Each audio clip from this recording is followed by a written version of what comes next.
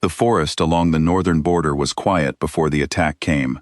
Thick fog rolled between the pine trees, and the only sound was the soft crunch of boots moving through wet leaves. Alpha King Draven Ashworth walked at the front of his warriors, his eyes sharp and cold, scanning the trees for any sign of movement. He was a man known across every pack in the region for his strength and his silence. He had ruled the Blackthorn pack for 10 years, and in all that time, no one had ever seen him smile, cry, or show a moment of weakness. Some said his heart had died the night his family was killed. Others said he never had one to begin with. That night, the rival Red Fang pack crossed the border without warning. Howls tore through the darkness as warriors clashed in the open field near the eastern ridge. Draven fought without hesitation, his movements fast and controlled. Each strike meant to end a fight quickly. He had done this many times before. War did not frighten him. Nothing frightened him anymore. At the edge of the battlefield, a young healer named Alara Voss knelt beside a wounded soldier, pressing a cloth against a deep wound on his side. She was not a fighter. She had never wanted to be one. She had trained for years to heal, not to hurt. And even now, with chaos exploding around her, she stayed focused on the man in front of her, whispering calm words to keep him steady. She did not see the enemy warrior approaching from behind until it was almost too late. A blade flashed through the fog, aimed at the wounded soldier's throat. Ilara did not think. She moved on instinct, throwing herself between the blade and the man she was healing. Pain exploded across her shoulder and side as the weapon cut deep before the attacker was pulled away and killed by another warrior. She fell backward into the mud, her vision blurring, her breath coming in short, shaking gasps. Draven felt it before he saw it, a sharp pull deep in his chest, like something had been ripped open inside him. He turned his head toward the sound of her cry, and the moment his eyes found her, everything around him seemed to disappear. The noise of battle faded, the cold air seemed to vanish. All he could feel was her. Her scent hit him like a wave, warm and unfamiliar, and something ancient and powerful stirred awake inside him.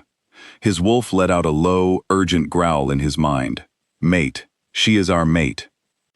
He crossed the battlefield faster than he had ever moved before, pushing past his own warriors, ignoring the fighting still happening around him. When he reached her, she was pale, her hand pressed weakly against the wound on her side, blood soaking through her clothes. "Don't move," he said, his voice rough with something he did not recognize in himself. Fear. Alara looked up at him, confusion clouding her pain-filled eyes. She had heard stories about the Alpha King, about his cold nature, and the way he never let anyone close to him. But the man kneeling beside her now did not look cold at all. His hands were gentle as he examined her wound, and his eyes held something raw and unguarded. "I'm fine," she whispered, though her voice shook. "Help the others first." "You are the one I am helping," Draven said firmly, lifting her carefully into his arms. She was too weak to argue, and something about being held against his chest made the fear inside her quiet down, just a little. He carried her back to the stronghold himself, refusing to hand her over to anyone else, even his most trusted healers. His warriors exchanged confused glances behind his back. In 10 years they had never seen him touch anyone with such care. They had never seen him look at another person the way he looked at her. Inside the healing chambers, Draven laid Ilara down on a bed and stepped back only long enough to let the pack healer clean and stitch her wound. He stood near the door the entire time, arms crossed, jaw tight, watching every movement with sharp attention. When the healer finished and left the room, Draven pulled a chair beside the bed and sat down. He did not leave. Hours passed. Ilara drifted in and out of sleep, her body weak from blood loss and pain. Each time she woke, even for a moment, she saw him there, sitting beside her, silent and still, like a guard who refused to abandon his post. She wanted to ask him why. Why would the Alpha King, a man known for having no heart, stay by the side of a healer he did not even know? When she finally woke fully, the moonlight was pouring through the window, casting a silver glow across the room. Her body ached, but her mind was clearer now. She turned her head and found Draven watching her, his expression unreadable, but his eyes tired, as if he had not slept at all. "You're still here," she said softly. "You're still hurt," he replied, as if that explained everything. Ilara tried to push herself up, wincing at the pain in her shoulder. Draven moved instantly, his hand steadying her back before she could fall. His touch was warm, careful, nothing like the cruel stories she had heard about him. "You should rest," he said. "I will have someone move you to the healer's quarters, where you will be more comfortable." "I don't want to move," Ilara said quietly. Draven's brow furrowed. "You don't owe me anything. You saved one of my men. That is enough. You do not need to stay here out of gratitude." Ilara shook her head slowly, though the movement made her wince again. "That's not why I want to stay." He studied her for a long moment, something conflicted crossing his face. He had felt the bond the second he saw her, the same overwhelming pull that stories described, but that he had never believed he would feel himself. He had spent years convincing himself that love was a weakness, that caring for someone only gave the world another way to hurt him. He had watched people he loved die before, and he had promised himself never to feel that kind of loss again. "You don't understand what it means, being close to me," he said, his voice quieter now, almost a warning. "People around me get hurt. I cannot protect everyone." "You protected me tonight," Ilara said. "That was different." "Why?" Draven did not answer right away. He looked away from her, staring at the wall as if searching for the right words he had never needed before. "Because the moment I saw you, something inside me changed. I don't know how to explain it.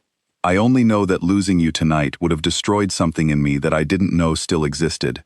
Ilara's chest tightened at his words. She had grown up believing she was ordinary, easily overlooked, a quiet healer among stronger, louder warriors. No one had ever spoken to her the way he just had, with such raw honesty. She reached out, despite the pain, and gently touched his hand. "I'm not leaving," she said. "Not tonight. Not because I feel like I owe you. Because I don't want to." Draven looked down at her hand resting against his, and for the first time in years, something in his chest loosened, like a knot slowly beginning to untangle. But peace did not last long. A sharp knock interrupted the quiet moment. One of Draven's warriors burst into the room, his face tense with urgency. "My king, we have a problem. Red Fang scouts were spotted near the eastern wall. They know about her." He glanced toward Ilara. "Word has spread that you carried a wounded healer back yourself. If she is your mate, they will use her against you." Draven's entire body went rigid. His wolf snarled inside him, sharp and protective. He turned back to Ilara, his expression hardening with new resolve. "You need to stay hidden. I will have guards posted outside this room." "No," Ilara said, sitting up despite her pain. "I'm a healer. If there's a fight, people will be hurt. I can help." "You can barely stand," Draven said firmly. "Then I'll sit," she replied, refusing to back down. "I'm not going to hide while people who could be saved are left to suffer. That's not who I am." Draven wanted to argue, wanted to lock her away somewhere safe where nothing could ever touch her again. But looking into her eyes, he saw the same stubborn determination he had seen when she threw herself in front of a blade to save a stranger. She was not someone who ran from danger to protect herself. She ran toward it to protect others. He clenched his jaw, torn between his instinct to shield her and his growing respect for her courage. "Stay close to me," he finally said. "No matter what happens." Ilara nodded, gripping his arm for support as they made their way outside. The stronghold was in chaos. Warriors moved quickly through the courtyard, torches lighting the darkness as they prepared for another attack. Draven stayed close to Ilara's side, his body angled protectively in front of her as his warriors took their positions along the walls. The Red Fang scouts struck fast, slipping through a weak point near the eastern gate. Fighting broke out in the courtyard, shouts and growls echoing through the night.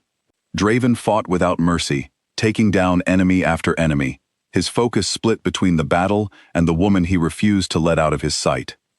In the middle of the chaos, one of Draven's guards was struck down, a deep wound tearing through his leg. He collapsed near the wall, blood pooling beneath him. Ilara did not hesitate. Despite her own injury, she rushed to his side, pressing her hands against the wound, calling out instructions to a nearby warrior for supplies. "Ilara, get back," Draven shouted, fear gripping his chest as he fought off another attacker while trying to keep an eye on her. "I can save him." she called back, her hands steady despite the danger around her. Draven felt his heart pounding, torn between the battle in front of him and the terror of losing her. He fought harder, faster, cutting down every threat that came near her, refusing to let anyone get close enough to hurt her again. Minutes felt like hours before the last of the Red Fang scouts were finally driven back, retreating into the forest as Draven's warriors secured the walls once more.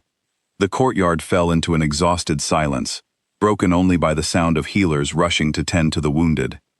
Draven turned immediately to find Alara still kneeling beside the guard she had saved, her hands trembling now, adrenaline fading and pain returning to her weakened body. He rushed to her, pulling her gently into his arms. "You're hurt," he said, his voice breaking slightly. "You shouldn't have. He would have died," Alara said softly, exhaustion heavy in her voice. "I couldn't just watch." Draven held her close, his forehead resting against hers, relief and fear mixing together inside him. "I almost lost you tonight, twice." "But you didn't," she whispered. He pulled back just enough to look into her eyes, his expression softer than she had ever seen it. "I don't know how to do this," he admitted quietly. "I don't know how to let someone matter to me again. I built walls around myself so I would never feel this kind of fear again. And then you appeared, and every wall I built just crumbled." Alara reached up, gently touching his face. "You don't have to know everything right now. You just have to choose whether you want to try." Draven closed his eyes for a moment, breathing in her scent, letting the truth settle inside him fully. He had spent years convincing himself he did not need anyone, that love was a weakness he could not afford as a leader. But holding her now, feeling her heartbeat steady against his own, he realized he did not want to go back to the emptiness he had lived in for so long. "I choose you," he said softly.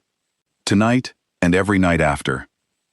Alara smiled through her exhaustion, leaning into him as the last of her strength gave out, trusting him completely to hold her up.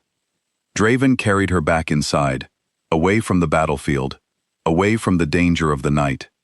As the healers tended to her wounds once more, he stayed by her side, just as he had before, refusing to let go of her hand. The Alpha King who had never loved anyone, sat quietly beside his injured true mate, watching over her through the night, finally understanding that strength was not about having no weaknesses. It was about choosing to protect what mattered most, even when it meant opening a heart he thought had closed forever.